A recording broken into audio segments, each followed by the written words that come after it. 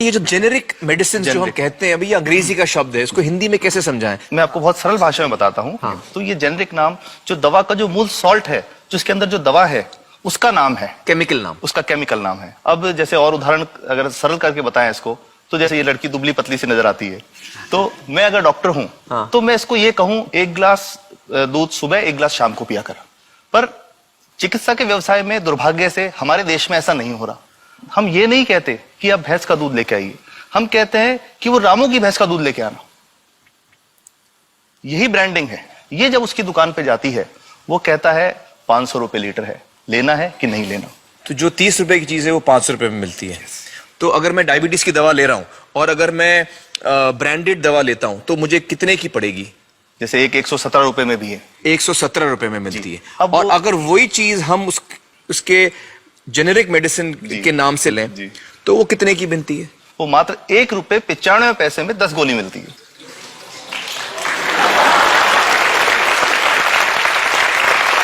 और दोनों गोलियों में कोई फर्क नहीं है किसी किस्म का? 100% समान, क्योंकि इसकी उत्पादन लागत ही इतनी है। उसका manufacturing, packaging, transport, retail margin, जो उसके मार्जिन जो हैं, जो हमारे ज्यादा वो सब मिला करके उतने की ही पड़ती है।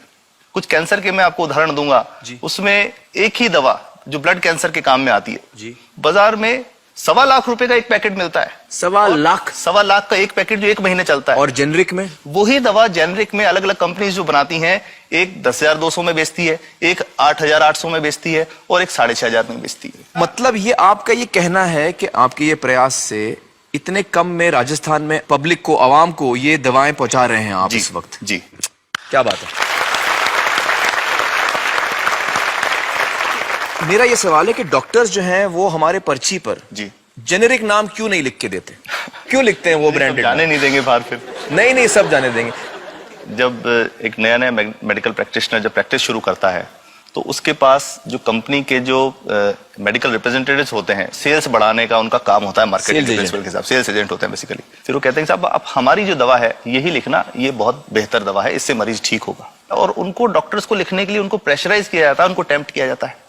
तो ये इसमें बहुत बड़ा कारण है जो दवा की कीमत को उसकी वास्तविक कीमत से 5, 10 गुना, 20 गुना तक बढ़ा देता है। एक बहुत बड़ा कारण है, क्योंकि हमारे पास जब हम टेंडर करते हैं तो बहुत सारे कंपनी वाले आते हैं, जो भारत की जो सबसे बेहतर कंपनियां, जिसके भी नाम वो रेपुटेड कंपनियां जिनके नाम आप ले सकते हैं, वो सभी हमें वो उसको जो 70 रुपए की है उसको 2 रुपए में, 5 रुपए में दे रही है। 30 रुपए की दवा 2 रुपए में दे रही है। इतना ज्यादा फर्क तो कंपनी तो दे सकती है और देना चाहती है, और हमें देती भी है इतनी कम दामों में, हमें दे ही रही है ना, ये संभव तो है। अच्छा, मैं आपको बताऊंगा कि भारत से हम लगभग 45,000 करोड़ रुपए की जेनरिक दवाइयां प्रतिवर्ष विदेशों को निर्यात करते हैं। आप भेजते हैं दुनिया भर में जेनरिक, ये जो सस्ती दवाएं हैं आप विश्व भर में भेजते हैं, और हमारे लोगों को नहीं मिल रही। हमारे देश में महंगी है, हमारे देश में महंगी है, और अगर ऐसा है तो हमें कोई ईस्ट इंडिया कंपनी की जरूरत नहीं, हम वापस उसी दिशा में जा रहे हैं।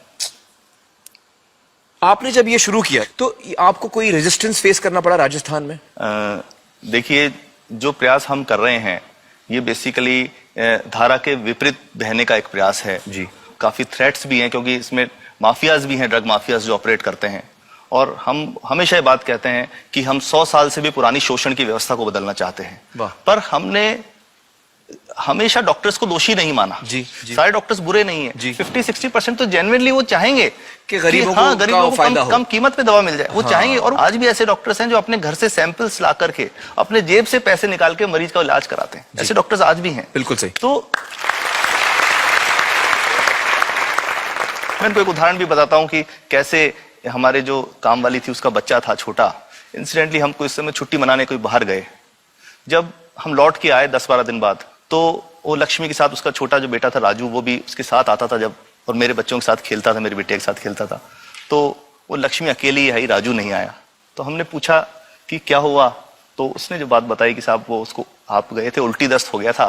उल्टी दस्त की बीमारी के लिए वो जब दवा लेने गई तो केमिस्ट ने उसको कहा कि इसके तो 400 रुपए लगेंगे। तो उसने कहा साहब मैंने खूब मांगा, मेरे पास 400 रुपए मुझे नहीं थे, और मेरा बच्चा रात को ही उसको दस्त आते रहे, वो खत्म हो गया।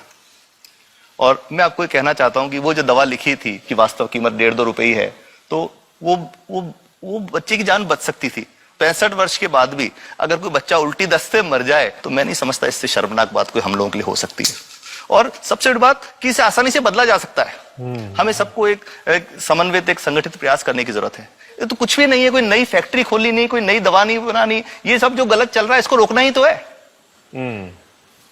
तो दोस्तों, डॉक्टर समित की बातों से हमें यह पता चला है कि दवाइयों का जो कॉस्ट होता है, जो उनको बनाने का खर्च होता है, वो बहुत ही कम होता है और हमें इन कम दामों में ये दवाइयां मिल सकती हैं अगर हमारी राज्य सरकार जेनेरिक मेडिसिन की दुकानें खोले, जैसे राजस्थान सरकार ने किया है और जिसके लिए हम उन्हें सलाम करते हैं।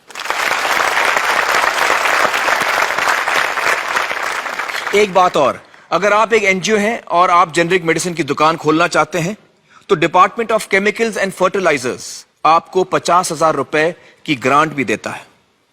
डॉक्टर समित, आपने बहुत ही बेहतरीन काम किया है और इस बहुत ही अहम मुद्दे पर रोशनी डालकर हमारी आंखें खोल दी हैं और हमारी दुआ यह है कि जो काम आपने राजस्थान में शुरू किया है वो हर राज्य में फैले, देश के कोने कोने में फैले। बहुत बहुत शुक्रिया हमारे साथ बातचीत करने का doctor Samit, thank you so much.